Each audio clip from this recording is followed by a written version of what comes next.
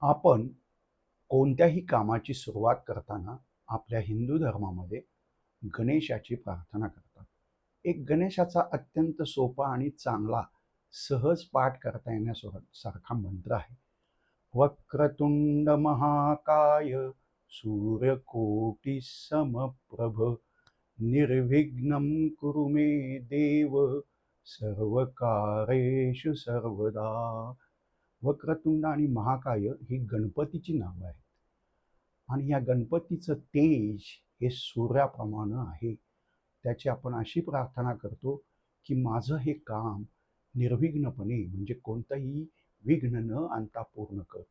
ही प्रार्थना केल्यानंतर तुमचं सर्व काम सुरळीतपणे पार पडतं. रोज तुम्ही देवापुढे ही प्रार्थना करून कामाला गेलात तर तुम्हाला निश्चित यश मिळेल, तुम्हाला मनाला आनंद मिळेल आणि गणपती तुमच्या सदैव पाठीशी उभा राहील.